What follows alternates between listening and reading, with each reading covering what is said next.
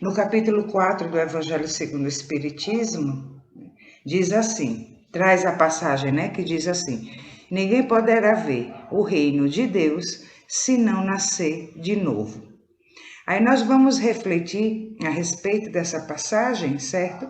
Só que para a gente compreender direitinho, eu gosto de fazer assim, nós vamos desmembrar a frase, né, o tópico, o título, para que a gente vá entendendo parte a parte. E então a gente depois compreende o conjunto, o que essa mensagem quis dizer, né? Compreende o todo da mensagem, certo? E então quando diz assim, ninguém significa o quê? Está incluído então todas as pessoas. Então, se é para todos, então se trata de uma lei universal. Veja que não há uma distinção de credo, de etnia, de nada. Não há nenhum tipo de distinção. Então, ninguém poderá ver o reino de Deus se não nascer de novo. Então, esse ninguém significa que é uma lei natural para todos, certo? Ninguém poderá ver. O que é ver? Lembremos que tem passagens que Jesus já falava, né, de quem tem olhos de ver, que veja, quem tem ouvidos de ouvir, que ouça. Isso se refere, entendemos, que é o sentir, o perceber, tá? O sentir em nós. Então, o ver é isso, o sentir dentro de nós. Porque em outras passagens, o que é que ele fala também? Que onde que está o reino de Deus? Dentro de nós. Então, como é que se vê algo que está dentro de nós? Sentindo, vivendo, percebendo, certo? E aí continua, se não nascer de novo. Ora, o que significa nascer de novo?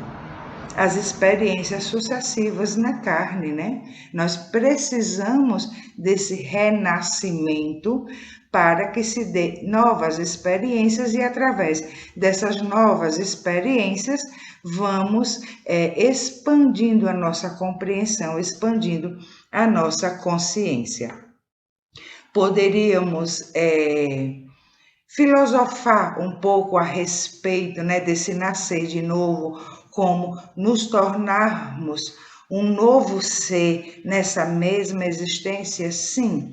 Mas nesse momento aqui, nós vamos nos ater à experiência na carne, a esse nascer de novo, a experiência na carne, que é um dos princípios do Espiritismo, tá? A reencarnação. Pois bem, então, recapitulando, ninguém poderá ver o reino de Deus se não nascer de novo. Ninguém, então, significa todos. Se significa todos, se trata de uma mensagem universal, de uma lei natural, de uma lei universal. Poderá ver, sentir, viver, perceber em nós o reino de Deus. O que é o reino de Deus? É esse estado pleno de consciência expandida. Quando então a gente se encontra inteiro, se encontra nessa paz de unidade com Deus. Esse é o reino de Deus, de onde tudo parte para as nossas existências, de onde tudo parte para as nossas escolhas, as nossas decisões. É quando a gente diz assim, na oração do Pai Nosso, que Jesus ensinou, né? Que seja feita a tua vontade. Qual é a vontade de Deus? Deus não é um ser, um homem, né? E então essa vontade não é o desejo de uma pessoa, é uma condição do reino dele que está dentro de nós, certo? Aí, nesse tocante do reino de Deus, que é esse estado interno, né? Tem a passagem em Lucas, no capítulo 17, versículo 20 e 21, que diz assim: E, interrogado pelos fariseus sobre quando havia de vir o reino de Deus, respondeu-lhes e disse: O reino de Deus não vem com aparência exterior, nem dirão, ei-lo aqui ou ei-lo ali, porque eis que o reino de Deus está entre vós. Entre vós é o estado interno, dentro de nós. E então, a partir do momento que a gente sente, a gente percebe, a gente vive o reino de Deus em nós, e então a sua vontade é realizada, que é o comando da nossa consciência suprema. Este reino se estabelece fora de nós, nas nossas relações. O que está dentro, né, princípio hermético, o que está em cima é como o que está embaixo, o que está dentro é como o que está fora. E então aquilo que está dentro de nós, sendo vivido esse reino de Deus em nós, a nossa realidade externa será desse reino de Deus em nós, desse estado de graça, desse estado pleno, desse estado de consciência expandida, da compreensão desse Deus em nós.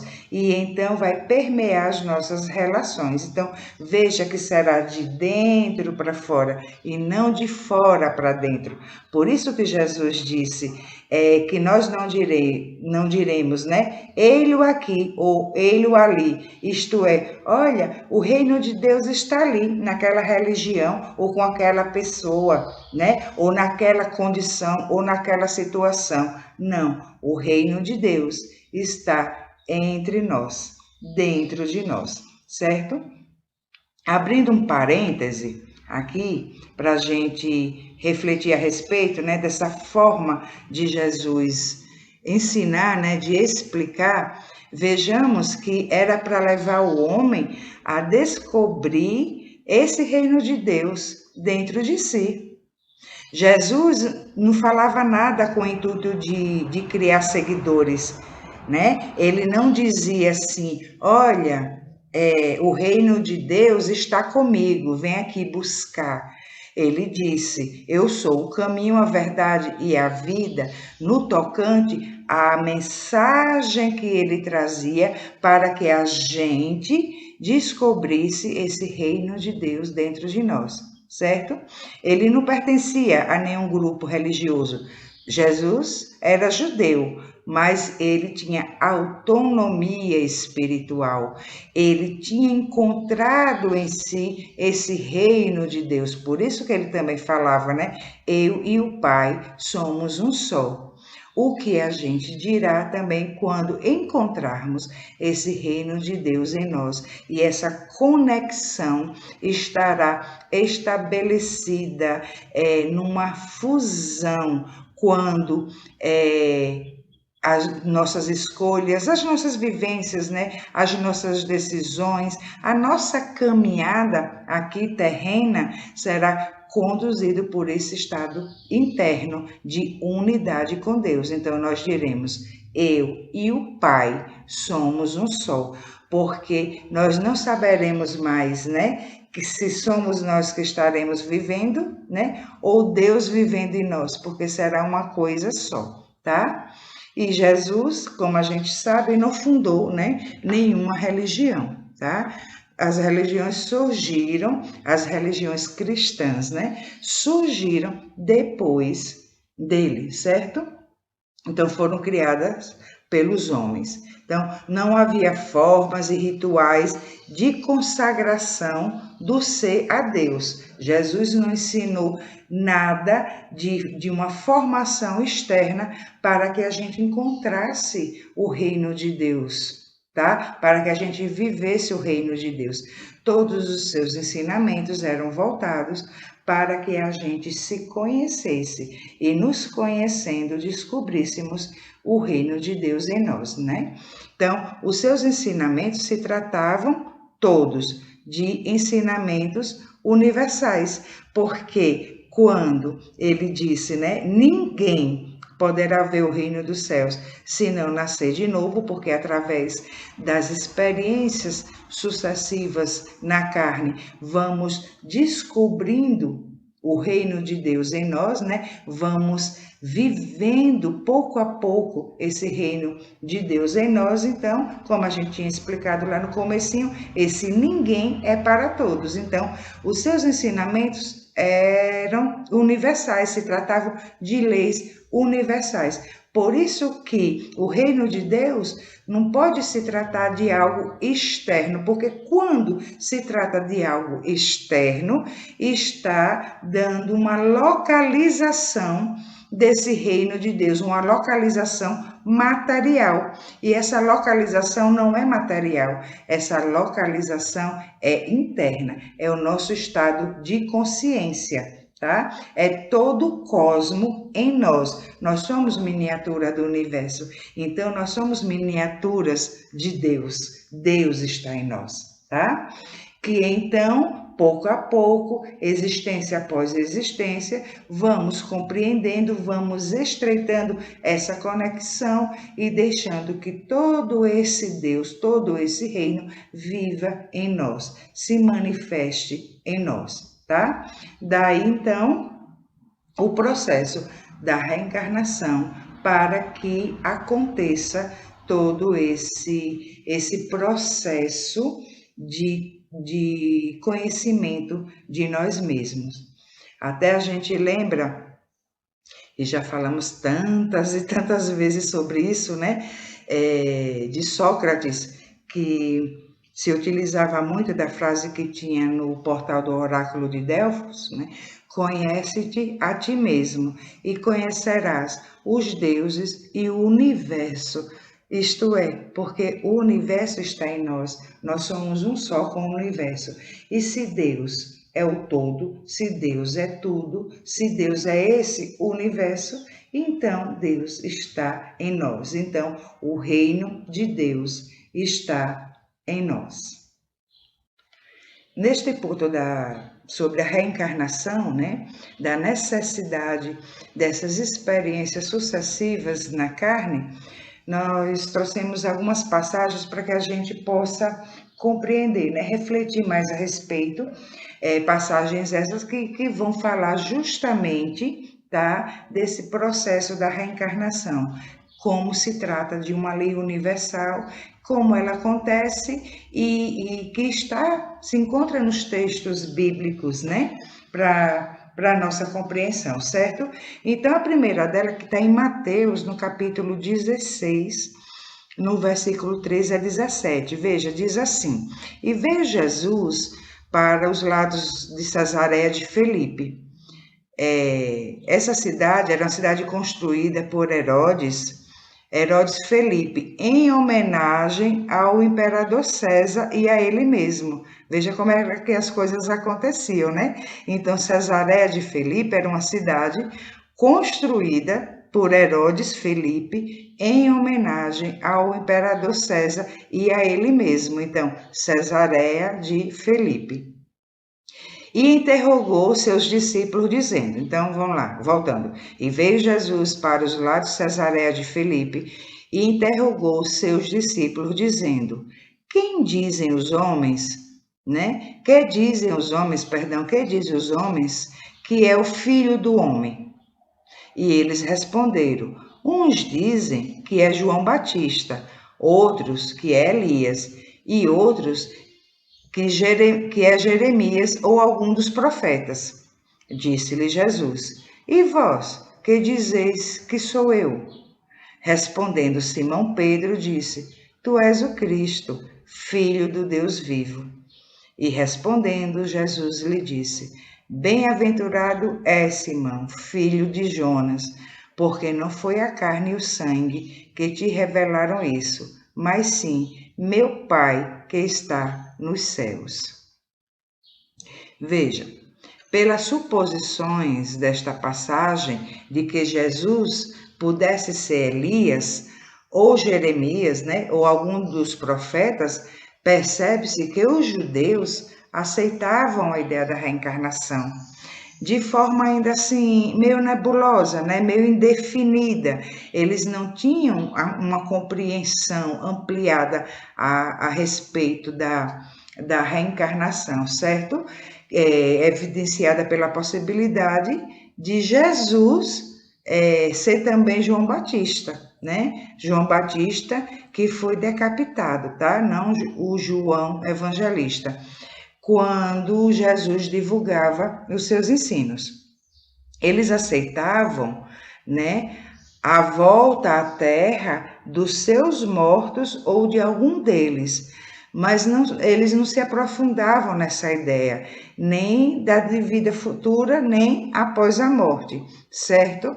Mas se cogitava já que alguns desses mortos, sim, podiam voltar, certo? Em outra passagem, também em Mateus, no capítulo 17, que aconteceu após a transfiguração de Jesus, que diz assim: E os seus discípulos o interrogaram, dizendo: Por que dizem então os escribas que é mister que Elias venha primeiro? E Jesus respondendo disse-lhe: Em verdade, Elias virá primeiro e restaurará todas as coisas. Mas digo-vos que Elias já veio e não o conheceram, mas fizeram-lhe tudo o que quiseram. Assim farão eles também padecer o Filho do Homem. E então os discípulos entenderam que Jesus falava de João Batista, porque João Batista, ele não foi decapitado. Então, quando Jesus disse, Elias já veio e não foi reconhecido, e fizeram-lhe tudo o que quiseram, e assim também farão com o Filho do Homem. Jesus não foi crucificado? E então os discípulos compreenderam. Ah, tá, então se fizeram com Elias o que quiseram, então Elias foi João Batista, tá? Então, eles se cogitava já essa ideia da reencarnação, que alguns dos mortos poderiam voltar, eles não restaram dúvida, né, com essa explicação de Jesus, de que João Batista era Elias que retornava à carne, certo? Numa outra passagem ainda, que é em João, no capítulo 3, tem assim: entre os fariseus havia um homem chamado Nicodemos. Essa passagem está lá no Evangelho segundo o Espiritismo, tá? Entre os fariseus havia um homem chamado Nicodemos, senador dos judeus, que veio à noite ter com Jesus e lhe disse: Mestre, sabemos que vieste da parte de Deus para nos instruir como um doutor, porquanto ninguém poderia fazer os milagres que fazes se Deus não estivesse com ele. Jesus respondeu e disse-lhe: na verdade te digo, que aquele que não nascer de novo não pode ver o reino de Deus. De onde se extraiu, vocês estão vendo, de onde se extraiu o capítulo, né, do Evangelho segundo o Espiritismo, desse capítulo 4, né? Pois bem, parece incongruente, né, a resposta de Jesus, né? Mas não é. Nicodemos disse que pelos milagres que Jesus fazia, só podia ele ter vindo de Deus. E então Jesus diz que ninguém poderá ver o reino dos céus se não nascer de novo. Veja bem, aí, tipo assim, Nicodemos falou uma coisa, Jesus respondeu outra, né? Não pareceu assim meio incongruente, mas não foi, tá? Jesus se referia, nessa resposta que ele deu, à própria reencarnação. Como se trata de uma lei universal e é para todos, Jesus ali estava dizendo, olha, eu passei por todo esse processo também. E então eu encontrei o reino de Deus em mim, eu me tornei um só com o Pai. Então, quando ele responde a Nicodemos, que Nicodemos disse, pelos milagres que tu fazes, é claro que tu vens de Deus, senão não seria possível, né? Esses milagres.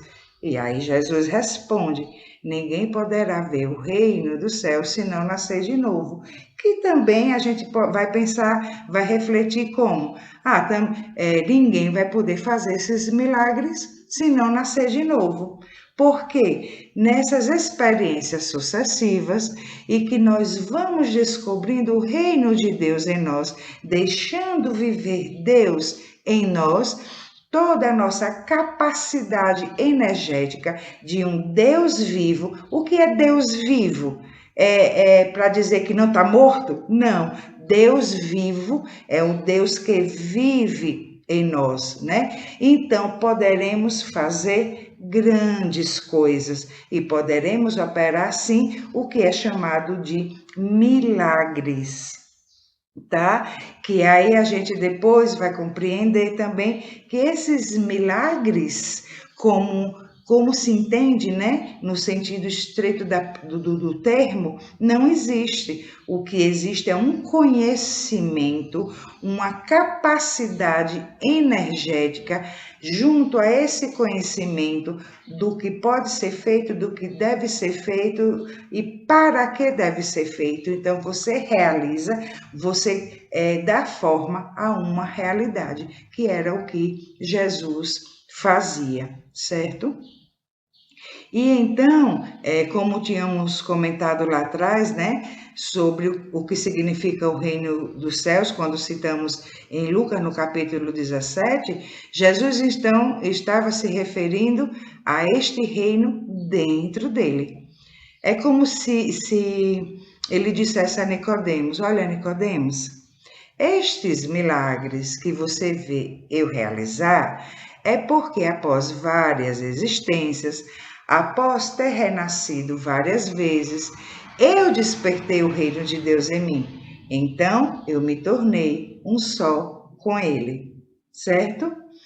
E é legal a gente compreender, né, refletir sobre isso, para que a gente compreenda o porquê desse processo, quando a gente fala do autoconhecimento, quando a gente fala de uma das passagens de Jesus: buscai primeiro as coisas do céu e as demais vos serão acrescentadas, né? Que a gente opere uma mudança de paradigma de vida, e a gente ir deixando o paradigma material, né, da realização da vida na matéria para a realização da vida espiritual. Então, quando a gente se permite, se coloca à disposição desse processo, o reino de Deus vai sendo descoberto dentro de nós, ele vai se tornando vivo dentro de nós e nós vamos, após essas experiências sucessivas, vivendo esse reino de Deus em nós, certo? E aí, continuando, disse-lhe Nicodemos: como pode um homem nascer sendo velho? Pode, porventura, tornar a entrar no ventre de sua mãe e nascer? Olha a ingenuidade, né? Jesus respondeu: na verdade te digo, que aquele que não nascer da água e do Espírito não pode entrar no reino de Deus. O que é nascido da carne é carne, e o que é nascido do Espírito é Espírito. Não te maravilhes de te ter dito: necessário vos é nascer de novo. O vento sopra onde quer e ouves a sua voz, mas não sabes de onde vem, nem para onde vai. Assim é todo aquele que é nascido do Espírito.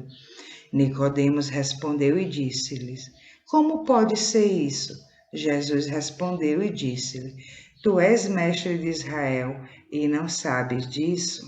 Olha, gente, toda essa falazinha aí de Jesus a Nicodemos, do que a gente pode extrair disso, né? que ele estava se referindo, veja, o que é da carne, o que é nascido da carne é carne, o que é nascido do Espírito é Espírito, né? E que o Espírito é como um vento, sopra onde quer, e ouves a sua voz, mas não sabe de onde vem, nem para onde vai. É aquela questão que a gente comentou há pouco sobre o paradigma material e o paradigma espiritual, quando a gente encontra o reino de Deus em nós, e então o reino de Deus está em nosso espírito.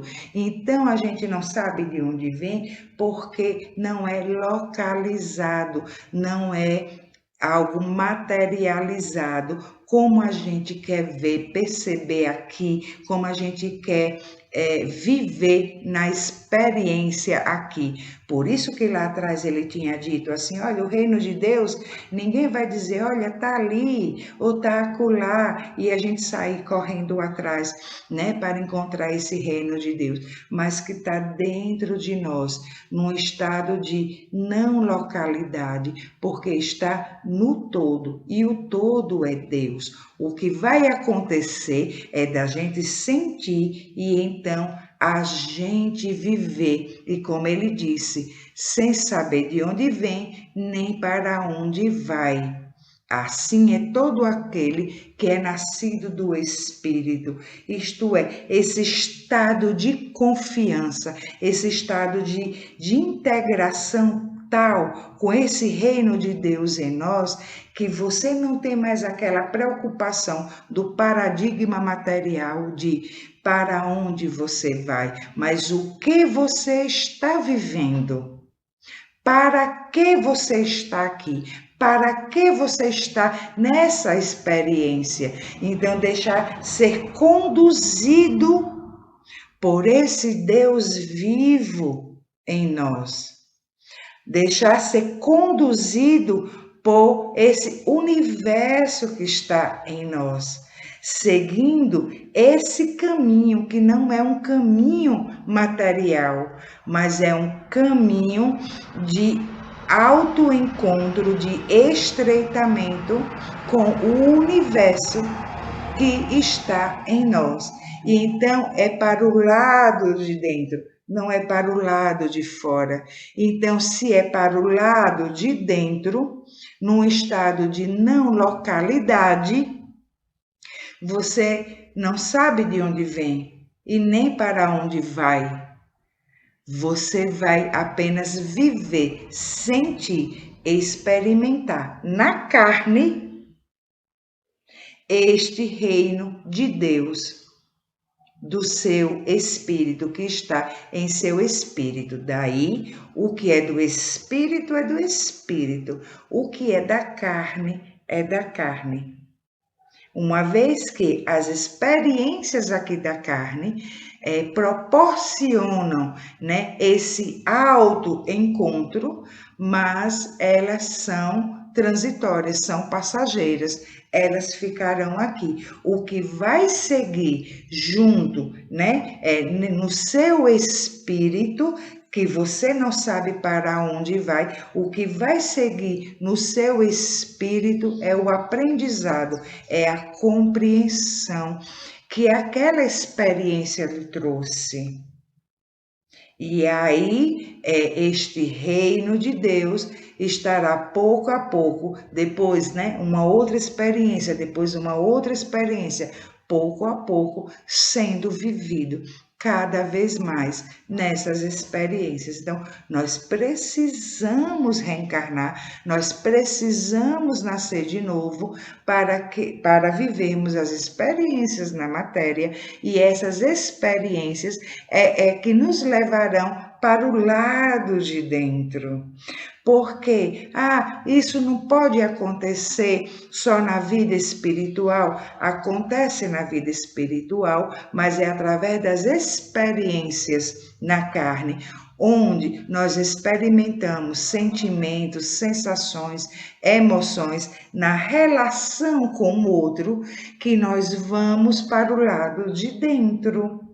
que nós vamos no caminho desse autoencontro, ou seja, é no contato com o outro, é na experiência com o outro, é na experiência aqui na matéria que nós nos encontramos. E então, o que é da carne e vai ficar aqui, essas experiências ficarão aqui. E o que é do espírito.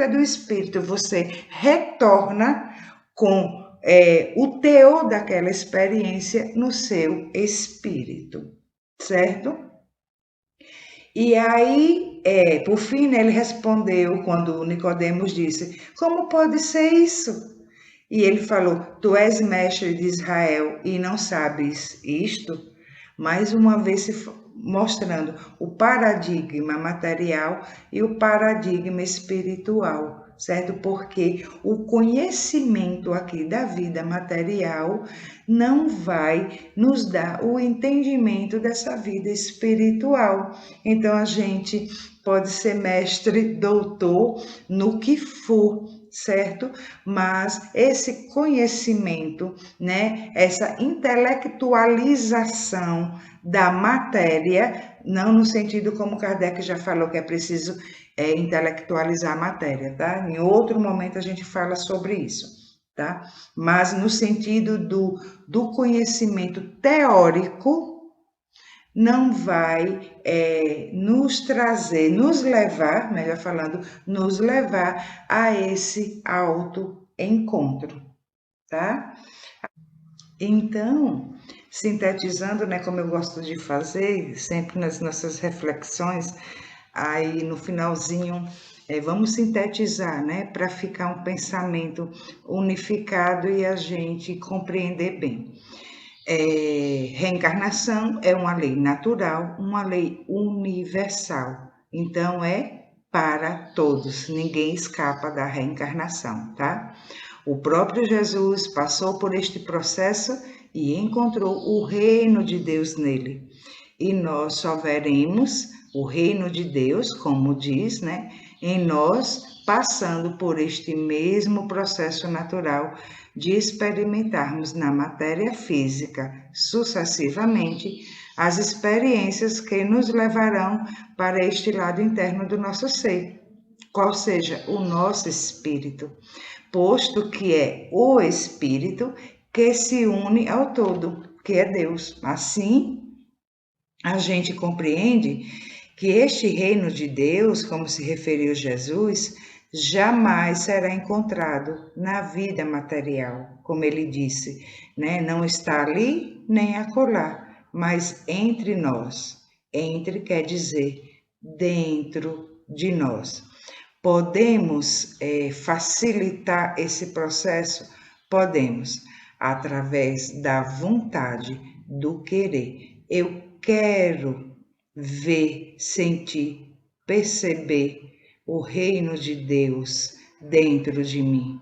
E a partir do momento que você diz, eu quero, eu tenho vontade, você já despertou a sua consciência e então você começa a sua caminhada nesse processo interno, passa a ter vida interior e não vida exterior. E o que é vida interior? É o autoconhecimento, é buscar compreender os próprios conflitos, né? As questões mais íntimas e buscar o que está oculto e que dificulta esse autoencontro, tá? Então, a partir disso, a partir dessa caminhada interna, desse processo interno, nós então vamos fazendo melhores escolhas, tomando melhores decisões, fazendo um melhor uso do nosso livre-arbítrio.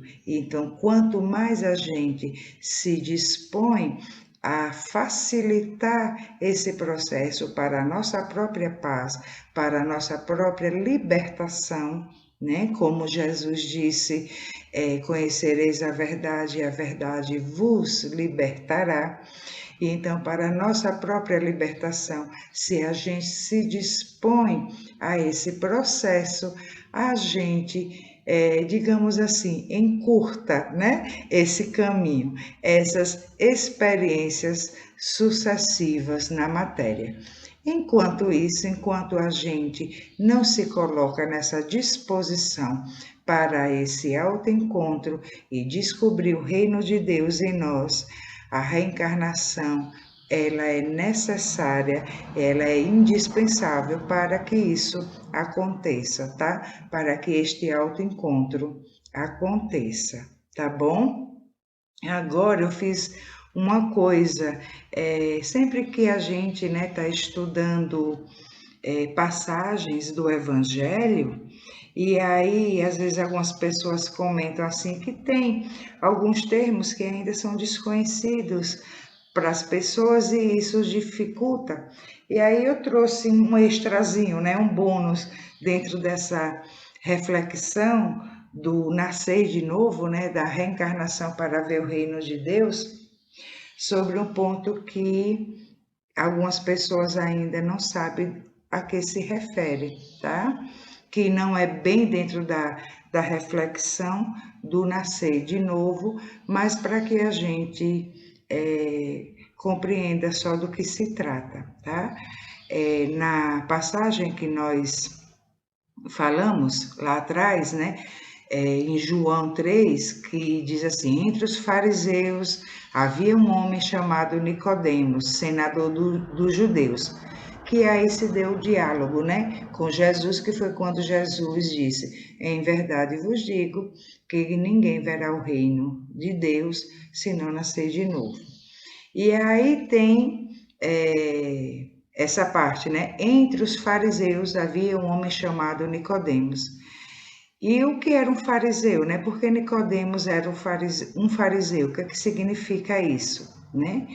Veja bem, no século I, na Palestina, surgiram alguns grupos entre a população judaica como consequência das diversas interpretações sobre as fontes e os modos de viver a religião de Israel. Então, como a gente vê aqui, né, assim, vão surgindo muitos grupos religiosos, né, muitas religiões, cada um com a sua interpretação dos textos bíblicos, certo? Então, nessa época, no século I, lá na Palestina, havia alguns grupos, né, cada um com as suas interpretações acerca da religião judaica, certo? E aí, dentre esses grupos, havia assim os principais, tinham vários grupos, mas os principais eram os fariseus, os saduceus e os essênios, certo? Os fariseus, eles eram um grupo de judeus, eles eram muito religiosos, que eles se dedicavam a obedecer toda a lei de Deus e a interpretar corretamente as escrituras, corretamente dentro do entendimento deles, né? Mas no tocante ao quê? Ao Velho Testamento, tá? Os fariseus, eles acreditavam que para agradar a Deus, cada pessoa tinha que obedecer fielmente todas as regras das escrituras e da tradição judaica, tá? Então, Nicodemos foi um fariseu, né? Membro do Sinédrio. Quando nós falamos, teve um momento que nós falamos da crucificação de Jesus e que nós falamos do Sinédrio, né?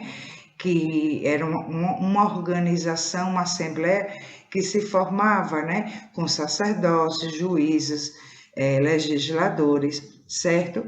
Que para julgar determinado fato. Então, se reuniu o Sinédrio e julgou, né? Jesus. Então, Nicodemos foi um fariseu, membro do Sinédrio, né? Um mestre da lei que, segundo o Evangelho de João, ele mostrou-se favorável a Jesus, mas foi voto vencido, né? Certo? Os saduceus eram uma elite religiosa de sacerdócio. Antes disso, Veja que Nicodemos, ele se destaca nos fariseus, porque os fariseus, eles eram bem ortodoxos, né? Seguiam letra a letra, tá? O Antigo Testamento. Mas ele se abriu a ouvir Jesus, a ouvir a palavra de Jesus, certo? Os saduceus eram uma elite religiosa de sacerdotes. Eles controlavam tudo o que acontecia no templo e tinham grande influência política. Eram os únicos que não acreditavam na imortalidade da alma. Lembra que nós comentamos lá atrás que os judeus, eles acreditavam na reencarnação, mas que não tinham uma compreensão mais ampliada, né, sobre a reencarnação, certo? E então, alguns grupos acreditavam mais, pensavam mais a respeito e outros não. Um desses outros era os saduceus, tá? Para os saduceus, só os primeiros 5 livros do Velho Testamento, conhecido, né, como a Torá ou Pentateuco, tá? Tinham autoridade divina, ou seja, se referia à palavra de Deus. Eles né, não focavam tanto em todas as regras dos fariseus. Os fariseus não eram ortodoxos, né? Mas eles não focavam tanto nessas regras dos fariseus, tá? E acreditavam que podiam incorporar ideias gregas, né, no judaísmo. Eles não se davam muito bem com os fariseus, então aparentavam ser um pouco mais abertos, tá? Eles já traziam para eles ideias da filosofia grega. No entanto, eles não acreditavam na imortalidade da alma, tá? E os essênios era um grupo asceta. Eles eram praticantes de desenvolvimento espiritual. Muitas vezes, essa prática consistia na renúncia ao prazer e na não satisfação de algumas necessidades primárias, das necessidades da própria carne, tá? E então eles viviam, vamos dizer assim, de purificação, tá? Eles seguiam a Torá, mas esses procedimentos eles consideravam, né, um procedimento iniciático, tá? E então, para se viver, eles seguiam a Torá, mas para viver essa lei divina, precisava passar por um desenvolvimento iniciático. Acredito que hoje chamariam de quê? De uma limpeza energética, tá? De uma purificação. Né? Eles viviam pelo deserto, eles casavam para procriar, tá? Então, o sexo era somente para procriar. Eles eram contrários à forma como era praticada a religião no Templo de Jerusalém. Eles se recusavam ao sacrifício de animais e rejeitavam a prática de juramentos para reforçar, né, as suas palavras, as suas afirmações, certo? E então eram assim muito mais abertos a esse desenvolvimento do ser. Então, eles já não se prendiam aos templos e a algumas consagrações para se firmar essa unidade com Deus. Eles acreditavam nessa limpeza, nessa purificação, então eles praticavam isso e se libertavam de qualquer prazer da matéria, certo? Para que se desse essa unificação, essa unidade com Deus e então viver o que estava escrito na Torá, tá? Eles praticavam banhos, olha, e banquetes, né? E rituais dessa purificação, digamos assim. E defendiam a vida em comunidade, ou seja, estar em grupo e não dentro do templo, né? Defendiam a partilha dos bens e a dedicação ao estudo e à oração. Ou seja, era um grupo voltado à vida interior, certo? Então, é isso, só para a gente compreender um pouquinho, quando fala que Nicodemos era um fariseu, poxa, eu quero um fariseu, né? E aí, então, falamos dos outros grupos para que a gente pudesse compreender um pouco a respeito de cada um deles. Inclusive, há quem diga que Jesus foi um essênio, tá? Mas não se tem nenhuma comprovação disso, certo? Isso pelas práticas que hoje a gente chamaria de práticas espiritualistas, né? Por suas práticas e por seu desenlaçamento com as coisas da matéria, né? Se diz que Jesus era um essênio, tá? Mas não se tinha nenhuma, como é que diz? Não se tem nenhuma comprovação disso, tá bom? Então, essa foi nossa reflexão de hoje.